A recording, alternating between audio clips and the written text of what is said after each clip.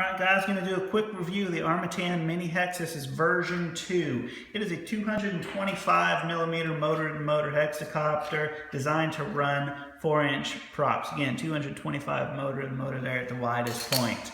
There are some noticeable differences from version 1 and some things that were also maintained from version 1. So I'm going to cover basically those differences, the frame, its benefits, and also the electronics that I decided to use for this build. So starting off, one of the main differences that you'll see here is the way that the camera is mounted. Version 1 left the camera a little bit out in the open, kind of susceptible to damage. That's been completely resolved here in version 2, which has this nice camera cage enclosure. Gives you about 45 degrees max tilt, so that works out great. But the best part about it is the way that it mounts. So you take the normal through holes with the screws that come with the HS1177, mount them through there, but it also comes with this rubber gasket deal. It's also got a backing there, so you've got two fixing points. When this is tightened down, the camera's not moving. So when you crash, you're not gonna have to go figure out what your best camera angle was again, because it's not gonna move. So that's a great improvement, and I really like that. As I mentioned, this is an HS1177 camera. You are gonna be limited to its size, so bear that in mind. Then moving on to other parts of the frame. The other big difference that you'll notice right off the bat is the low profile nature of this top plate.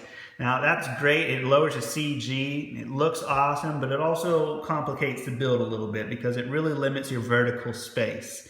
So, bearing that in mind, the kit comes with these nice isolator plates that you could put between the PDB and the carbon so nothing shorts out. That works great and saves you some space. As far as your flight controller is concerned, take your header pins and throw them out because you will not use them because they're not going to fit.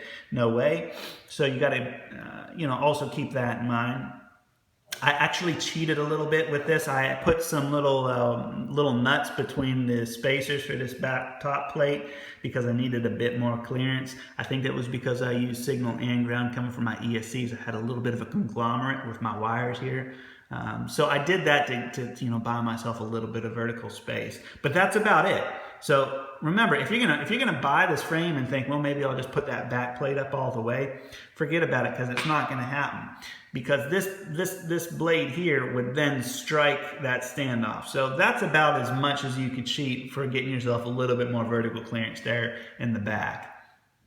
Other nice feature about this frame is the access that you get to your video transmitter. You notice the SMAs there. I have an Omway 5.8 video transmitter below it, and I've now got access to see, okay, what channel I'm on, and also I have the ability to change my channel right there where the switch is at. I had to do a little bit of hacking on that to add a pigtail there so that I could bend this around and fit that nicely to the top plate. You'll also notice under there too, I'm running a Lemon RX with the diversity receiver, and so I put this heat shrink here to protect this pinch point, and also to kind of mold the active part of my element out of the antenna out this way. So when I'm in fast forward flight, I've got a good antenna situation going on there. So that's a nice little trick that you can use too if you fly fast forward flight often. So again, the frame I didn't mention, it's 4 millimeters thick. Good luck breaking that. Part covered by the lifetime warranty. So outside of that, the frame is 9 grams lighter than version 1. So good structural changes, idea changes, and a savings in weight. That's a win in my book. So we'll move on then to the electronics selection. My first build, version 1, I used 1306 motors. I decided to up the ante a little bit here. I went with something with a bit more grunt. I went with the Armattan 1806 2700 kV motors. I got those from RC Craze there in Ohio. He sells that and a lot of the other components I used for this build. So those work great. I'm running Dow 4045 props on here to have a nice flight response. They also provide a good amount of thrust, so I'm happy with that. Little B Pros running multi-shot on there, and F1 FC, which is a great choice to make, because then you don't need a voltage regulator. You run your 4S right to the flight controller. It simplifies your life a good bit. Omway 5.8 200 milliwatt video transmitter, and I think that covers the electronics. So let's look at the all-up weight of this guy. For a hexacopter, it's really good. So all weight without a lipo, you're looking at 353 grams. Not bad for a hexacopter running 1806 motors. In fact, it's good. It's an improvement over version 1.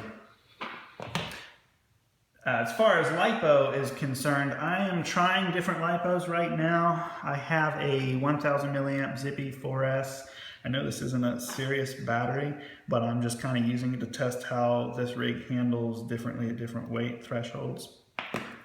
Then I've also got the SMCs, which I'll more than likely use, the 1300 milliamp 4S. Got to go 4S or go home. 3S is not going to be a lot of fun with this, but that fits nicely on there with that low profile design. You don't have some battery just awkwardly sticking up high. I also 3D printed a little bit of a mount for a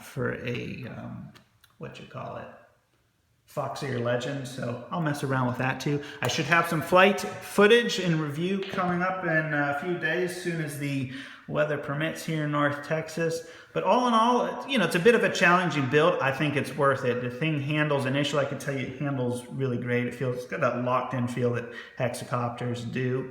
So, you know, I would suggest it over the version 1, especially for this camera plate.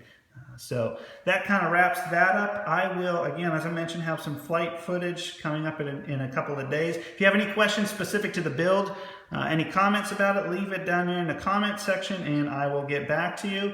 And I will see y'all soon with a flight footage. Thanks for watching.